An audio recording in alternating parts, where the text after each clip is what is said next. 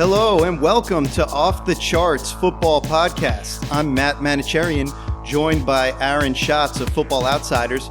Hey Aaron, how's it going? I am good. I am ready for actual football tonight. Yes, I am ready for a weekend filled with good games.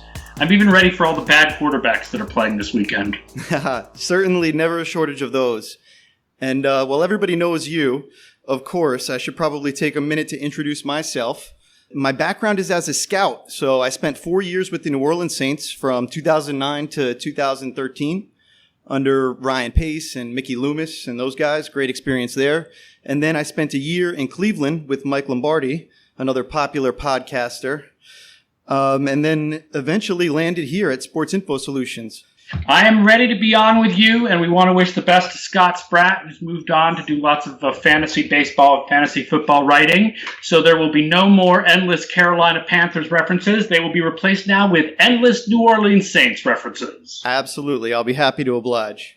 Now, you are, of course, the most important you face in a new place for this season, at least as far as this podcast is concerned. But there's lots of important players who have moved teams for 2017. Let's talk about some of them that you have some good stats on from Sports Info Solutions. Who do you want to hit first? The first guy that we wanted to talk about was Marshawn Lynch. So he comes out of retirement and he gets into this nice favorable situation in Oakland where they have a great offense and they're great at running the ball. And it seems to me like it might be a particularly good fit because of the way that they have an inside power running game. So Marshawn Lynch, back when he was with the Seahawks, was known as an inside runner, but they didn't necessarily have the best scheme built around him and the best offensive line in front of him. And if we looked at running attempts inside the 5-yard line last year, the Raiders had twice as many, 17, as the Seahawks, who only had 8 last year. Meanwhile, when you go and you take a look on the Raiders side of the equation, they attempted the third most inside runs in the league last year with 272. So that's runs in between the tackles. And they got the 4th most yards per rush on those plays with 4.3 yards per attempt. So you find him going into a system that actually might be a much better fit for his skill set. And barring how you feel about a 31-year-old running back, he might be in the best situation that he's been in quite some time. Yeah, I mean, if you think about the Seahawks offensive line, it was better early on when Marshawn was there, but Justin Britt kind of emerged last year, but Lynch was gone by then. They hadn't had Unger for a couple of years at center. The guards have always been lousy. It was not set up for great interior running. That's why Lynch was always high in the league in broken tackles. That's where his value came from. But it is worth noting that the broken tackles went down in that last season, right? So in 2014, he had 88 broken tackles. And in 2015, he had 24 broken tackles. That's about 25% of the broken tackles on about 40% of the touches. So it's not, the drop is not as significant as that sounds, but it's more significant than you might expect if you look at broken tackles per snap. And he is 31 years old now. There's only 12 running backs in league history who gained more rushing yards at age 31 than at 30. Obviously, it's easier to gain more yards than 0. But, even if we're looking back at what he did when he was 29, he only had 111 runs for 417 yards. So I don't think it is a guarantee that Marshawn Lynch is going to have a big season for Oakland.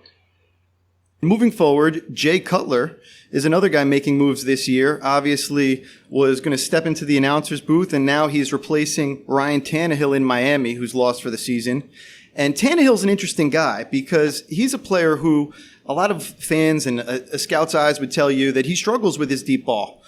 And what the numbers bring out is that on the deeper routes in the route tree, so we looked at post routes, corner routes, fly routes, and double moves, the Dolphins tied for actually the 3rd best yards per attempt in the league last year. They averaged 14.9 yards per attempt on those deep throws. They were tied with the Redskins and only behind the Saints and the Falcons, teams that you might expect to hear on the top of that list. That said, they were only 28th in the league with 57 such attempts. So maybe this was Adam Gase calling the right plays and not going back to the well too many times. And actually, by not running as often the deep routes, they were able to be more efficient when they did call them up. Now, thinking about extrapolating towards the future, with Jay Cutler coming into Miami and reuniting with Adam Gase, Could this actually be a situation where Cutler could do really well with Miami's receivers, with Devontae Parker, who seems like he's underused every season, every year? It seems like they're excited. Keep waiting for the breakout. It's coming. Breakout is coming. Everyone's waiting. We'll keep waiting, I guess. But maybe with Cutler it does come with the big arm, with the deep balls, and his reputation, and then the success that we've seen with Gase in the past. Well, I think it's interesting about Jay Cutler. I think there's a lot of recency bias going on with people talking about how Jay Cutler sucks. The asterisk on this is that we don't know how well he can recover from labrum surgery at the age of 34. Obviously, that is a significant injury. But Cutler was really bad last year in 5 games. But that was only 5 games. The year before, in a full season, he ranked in the top 10 in passing DVOA. Now, that's one of his best seasons. The fact is that Cutler, in general, has always fallen somewhere between slightly below average and slightly above average. And in our projections for the team, replacing Tannehill with Cutler in the variable we use that considers the quarterback did not hurt Miami at all. Tannehill has always been a controversial player around Football Outsiders. The advanced stats are not very good. But Keon Fye, the old film room guy from Ireland who's now with ESPN, has always been a really big Tannehill fan. He feels that while most people feel Tannehill's game was lifted by the quality of the receivers, Keon always felt that from his film study, it suggested that Tannehill was actually hurt by his receivers. But either way, Cutler is generally underrated, partially because people don't like his personality. But he has been average, slightly above average, and he was really good 2 years ago. So, I don't see that as the big reason why Miami is going to see decline this year. I think it's more likely just that luck evens out. Their schedule was really easy last year. They had close wins. They played more like an 8-8 team. And I think this year you end up playing more like an 8-8 team. Right. So it'll be interesting to see. Everybody's wondering, will they be better with Cutler? Will they be worse with Cutler? They'll probably be about the same, and that'll probably result in fewer wins than they had last year because they outperformed expectations. Right. I mean, the old player I would be worried about is not Cutler, it's Cameron Wake. Right. Because the evidence of quarterbacks playing average at the age of 34 is a lot better than the history of edge rushers playing Pro Bowl quality ball at the age of 36 or whatever Cameron Wake is this year. Right, and that goes back to the Marshawn Lynch example. Maybe one thing Cam has going for him is that I don't think he was in the NFL until he was 26. The story is that he was in the CFL, so he got a late start, but it's not like he wasn't playing football. He'll be 35 this year. So no spring chicken as far as defensive ends go. Of course, we don't have a Miami game to talk about because of the hurricane, and hopefully everybody stays safe, especially new Football Outsiders tech guy Dave Bernruther, who's down there in Miami. And that also means no game this week for Tampa Bay, which means we have a week to go before we can experience the wonderful duo that is Mike Evans with DeSean Jackson. Right. DeSean Jackson making his way to Tampa Bay. So you've done some research into this, and you found something interesting when it comes to really good receivers changing teams in joining a new team in free agency and how much impact they can have on that team's success. Right. The surprising thing is they don't impact a team and an offense as much as you expect. But when they leave a team, it does impact as much as you would expect. Overall, the impact of a top receiver joining a new team is about half of what the impact is on that receiver leaving his old team. We went back and looked to the beginning of DVOA, so 1986. 1986 coming next week. I promise, by the way, for all the people who've been waiting, it's coming next Tuesday. We went back to 1986, and we found all of the receivers, it's about 13 or 14 guys here, who had switched teams after a year where they had 800 or more yards and 16 or more yards per reception. So we're talking here about DeSean Jackson types. Deep threat with a lot of usage, not your Anquan Boldens, okay? When you look at these players and you look at the DVOA of the offenses, the average offense that they left dropped 11 percentage points in offensive DVOA. The average offense that they joined went up 4.5 percentage points in DVOA. And by the way, DeSean Jackson himself is on this list when he went from Philadelphia to Washington in 2014. Washington's offensive DVOA was the exact same as it was the year before, while the Philadelphia offense imploded, although obviously partly because of quarterback injuries. All right, so that's pretty interesting that there's a modest increase when you add a really good receiver, but when you lose one of these really great deep threats, it has a huge difference, really. 11 percentage points of DVOA is a pretty good drop-off. Yeah, just to give another example that Tampa Bay fans will recognize, the player that DeSean Jackson is replacing is Vincent Jackson. When Vincent Jackson went from San Diego to Tampa Bay in 2012, the Tampa Bay offensive DVOA went from minus 11.5 to average, which is a very nice improvement. But the San Diego offensive DVOA went from plus 13 to minus 10, which is about twice as much loss as what Tampa Bay benefited from. Wow. Well, when I look at this game, obviously there's a lot of Tampa Bay optimism going into the season. Obviously, a lot of people watch Hard Knocks, and people like what they see from Jameis Winston in terms of his leadership off the field. What I can tell you about the Bucs is not only have they added DeSean Jackson, but I think O.J. Howard will be a huge impact. He was one player who continually stood out last year, and I thought he was one of the best players in the draft, period, last year. I just don't think rookie tight ends usually have that much of an effect. I think in the long term, you're absolutely right about his impact. I think in the short term, it's overstated. And the other thing that I would mention is Jameis Winston. And back when I was with the Browns, actually, I went and I saw Jameis Winston's first college game. I saw him play against Pitt. And he went, I think, 26 for 28 that day with a drop and a guy who caught a pass out of bounds. So it was one of the most unbelievable performances that I've ever seen. And to think that it was his first college start made it that much more unbelievable. But I'm a big believer in Jameis Winston. I've always liked him as a prospect and the things that he can do. Obviously, he tends to take the risks down the field a little bit too much.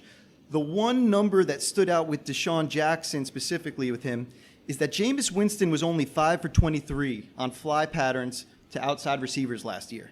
So guys that lined up outside, when he threw the 9 route, he was 5 for 23 on those with 5 interceptions. So 23 passes, 5 caught by his own team, 5 caught by the other team. That's not very good. So we'll see. Maybe DeSean Jackson can help him improve in the deep ball area, or maybe this is an issue with Jameis Winston. It's interesting because Winston has not yet, flowered into a top 10 quarterback. I think a lot of people are expecting it this year. Some of us are expecting it instead from Mariota. I think that ended up being a really nice quarterback 1-2 in the draft. Obviously, there's a lot of teams that are going to count on that kind of thing also in 2018, right? I mean, the big story of this year, other than how good the Patriots are, is the teams that seem to be tanking, not just the Browns, who at least seem to have a long-term strategy, but the Jets and the Bills. But after that first weekend of college football, you're like, okay, well, what are they getting, right? Sam Darnold was not as good as people expected, and Josh Allen was not as good as people expected, and Lamar Jackson was, but we're going to go through the whole argument about whether he can be an NFL quarterback or not. And boy, is that going to be fun. That's going to be a good time for everybody. But the interesting guy was Josh Rosen, who looked awful for a half and then amazing for a half. Right, Josh Rosen. And this is going to be a recurring segment for us, the sort of tank watch, potential franchise quarterback tracking. And I think guys will fall off the list over the course of the year and new names will emerge. But Josh Rosen certainly had the most interesting game in the week 1. Now, what do we look for as NFL scouts when we look at these quarterbacks? We want to see how well they make difficult throws, and we want to see them perform under pressure. We talk about what are the critical factors when we look at the quarterback position, and obviously accuracy is going to be number 1 on most people's lists. But also you want a guy that can lead the team, that stays composed under pressure, and that has the requisite arm to make all the throws. So Josh Rosen during this game, obviously his splits first half to second half and then in the fourth quarter what he did were staggering. But more interesting than that, I looked at his air yards totals. So when he attempted passes that traveled more than 10 yards down the field, Josh Rosen was 15 for 27 for 308 yards, 3 touchdowns. That's 11.4 yards per attempt and an 132.9 rating on those throws. So when he had enough time to get back and get the ball down the field, he threw the ball extremely well. Now, on throws where he was less than 10 air yards, he was 20 for 32, but just 183 yards and a paltry 5.7 yards per attempt. So think about that. That's literally he had double the yards per attempt when he was able to drop back and go downfield. So you see a real interesting difference there. And in one way, it's encouraging to think, okay, this can be a guy that can make the throws all down the field. He can hit the deep balls. He can hit the deep out. On the other end of the equation, we look at what he did against pressure. And Josh Rosen, during this game, when he wasn't pressured, he was pretty much untouchable. 76.7% completions when there was no pressure on him. But when our video scouts charted pressure, that dropped to 41.4%. So again, looking at Josh Rosen, we're encouraged by what he can do when he can get the ball down the field and when he can drop back. But there might be some questions emerging in terms of how does he perform under pressure? And I think we'll get lots more views to see how that progresses over the course of the season. And then also, what sort of a fit Josh Rosen's going to be? Because he's starting to sound more like the type of quarterback that can be a big-armed, complete difficult passes, get the ball down the field, but maybe not so much a three-step West Coast type quarterback.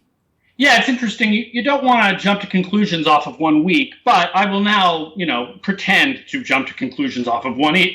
What if, right? Okay, so what if this is who Josh Rosen is? Then you want him to be drafted by a team that has a quality offensive line, and you want him to be drafted by a team that wants to go deep more rather than running like what Tom Brady does with the Patriots, where the 5-yard passes tend to be sort of replacement for runs. You want him in a play action heavy, deep ball heavy scheme with a good offensive line. That would, I think, for example, I think that would point to him as a better pick for Cleveland than for Buffalo, just to give one example, or the Jets, where the offensive line is a mess right now. Because obviously the way Cleveland has dumped and tanked, we're starting to see the returns, and it starts with building the offensive line by keeping Joe Thomas and signing the strong offensive line free agents. I'm curious, when you were with the Browns, how many of the guys who are there now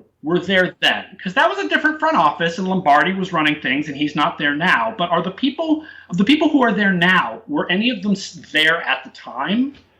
Yeah, there's a lot of overlap. Sashi Brown was in the building in a different role at the time, and he's got a little bit more power over the operation now. And obviously, they brought in a few more outside voices. But the guys in their scouting department and their analytics department, it's a lot of the same faces and guys that I know and interact with. Would you say that you have any insight sort of on how Sashi sees the building from the time that you spent with him? I don't know if I'd say that, but what I would say is that from what I've seen from the Browns and the sort of ideas that they've embraced, the thing that, I think people can talk, tank is a word that people like to use a lot, where we used to say this is a rebuilding team, and now now everything's all about tanking and what are they doing and how bad are they trying to be. And I think more of what the Browns have done that's really smart is stockpile draft picks. When you have 15 picks per year and everybody's only hitting on 50, 60% of their picks, then you're going to get more good players by just taking more lottery picks. Take more shots at the lotto. And I think that they're starting to develop a good young core, obviously cost controlled in a lot of ways. So it'd be interesting to see how it works out and if they can start to move the needle from feeling like they're going to be in this trust the process Sixers phase forever, or if they can really start seeing how things move forward. And obviously, DeSean Kaiser is going to be a huge part of that. Right, but they are in the position, because he's a second-round pick, that if he does not play well this year, and if it turns out that these guys are first-round quality, these college guys now, they can take a first-round pick next year and not feel like they wasted something. There's no reason not to. The most important thing, I think, this year is finding out if you're Cleveland. You got to find out what you got in Kaiser so that you can make that call the next year. And that's why I favor playing him immediately, because it's not like he's behind a bad offensive line that's going to give him bad habits. Right. And by the way, as far as the Osweiler move goes, I love it.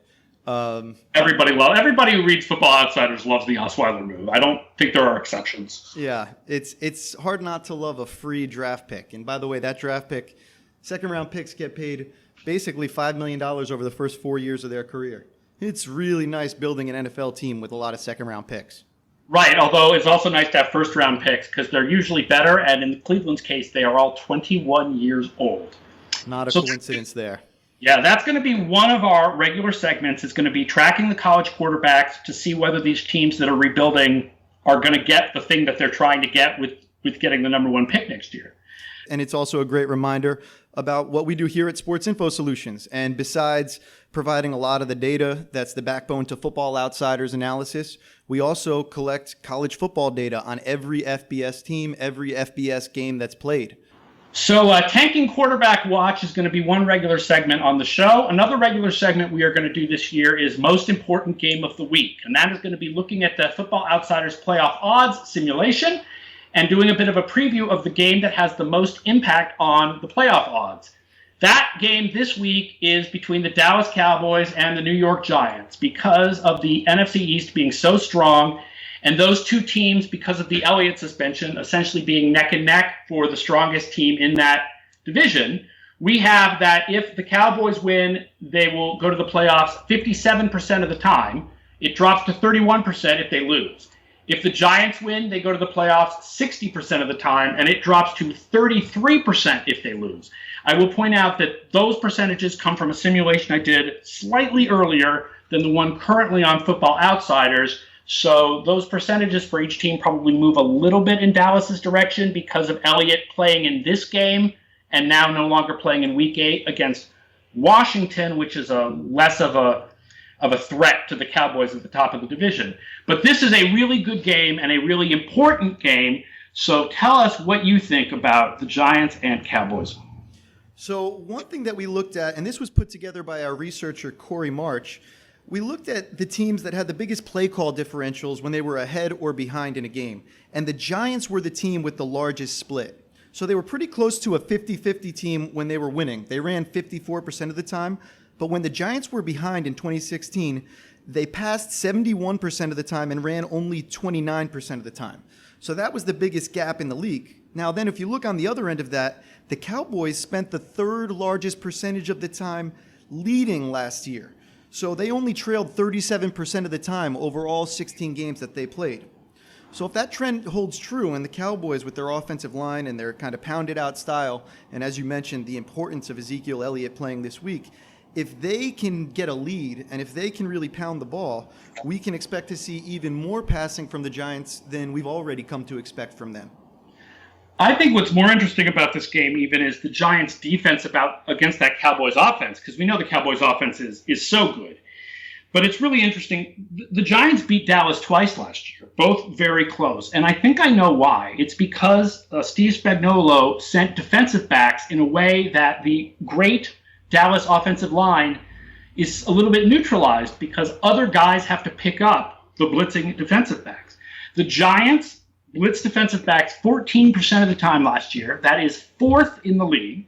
And they were number one in the league, getting 20% of their sacks from defensive backs. And I think that makes sense because if you're, the Giants, who would you rather have pass rushers have to be blocked by, Zach Martin and Travis Frederick, or would you rather have them have to be blocked by Ezekiel Elliott and Darren McFadden? Right. Let Snacks eat up those big guys and send somebody else. Yeah, that's the other thing, right? I mean, with Snacks in the middle of that defense, they're going to be really tough against the run. And so the Cowboys are going to want to run a lot, but the Giants are going to be pretty tough against it. So I think it's a really interesting matchup. The Giants are a particularly tough team for the Cowboys. Even if the Cowboys are a better team overall a little bit, the Giants make for a very difficult matchup for them, which is not good when you have a hard matchup with a team that you really want to go 2-0 against in order to win a tiebreaker for playoff position. So the Cowboys, you talk about the Cowboys on offense against the Giants on defense. First thing that makes me think of the Cowboys offensive line, which was just so good last year, the best in the league probably, and Zach Martin being a key reason for it.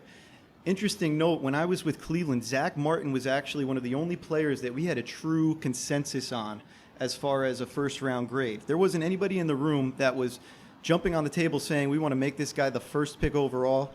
And obviously that was out of the scouting department's control anyway in terms of how those actual picks were made.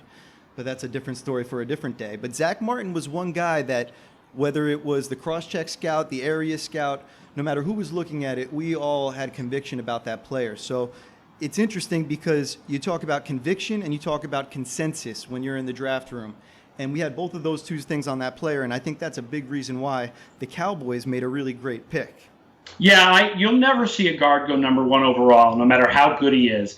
But nobody questioned that pick. It was Travis Frederick that people thought might have been taken a little early. But when Zach Martin went, I think everybody in the DraftNet community was pretty much in agreement that that was a really good pick for the Cowboys. Right. All right, let's do it. Let's wrap it up, man. Well, I was going to throw in one more note. Hit me. The Giants defense, you mentioned before, they're led by Steve Spagnuolo, and that's actually a guy that I worked with in New Orleans. Spagnuolo was the defensive coordinator for one fateful, horrible season. And my opinion on that whole catastrophe was that it really wasn't his fault. It was a poor fit. And the reason it was a poor fit was because what we were doing in New Orleans, draft-wise, was getting man coverage corners, guys that could run, athletic, that were fitting what Greg Williams had been doing on defense. Spags came in with a totally different scheme, very cerebral. You need to have players that can really understand what's trying to go on and fit into the scope of the defense, understand what all 11 are doing and not just their own individual put blinders on role. And different guys are fits for that system than would be a fit for what we had a lot of in the building. And I think that's a big reason why that crashed and burned. Yeah, maybe that fits in well with the fact that what turned the Giants defense around was heavily free agent additions, because maybe that allowed Spagnuolo to bring in guys who he felt thought like him. I'm thinking of Janoris Jenkins in particular, and that allowed them to turn things around even faster than you normally would with free agent additions. Right. So we saw a huge difference from year 1 to year 2 with Spags.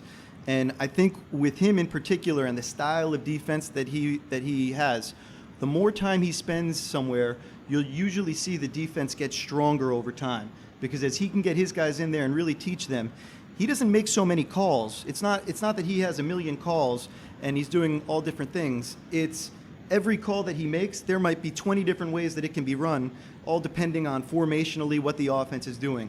And so that requires people that can think and think quickly and play combination coverage and not just straight man or straight zone. And I'm very excited to see if the Giants can even continue to build on where they went last year, or if, as analysts we would expect, we see a regression back to the mean, kind of okay, they probably outplayed their expectations last year. I would bet we're going to see regression, but maybe not as much as you would see otherwise, because what happened was new players, not just random variation of performance. Sounds like a fair bet to me. All right, that does it for our first 2017 regular season episode of the Off the Charts Football Podcast. I'm Aaron Schatz from Football Outsiders. He's Matt Manocherian from Sports Info Solutions. We are really glad to be back. We are really glad to be talking football. We are really glad to kick things off.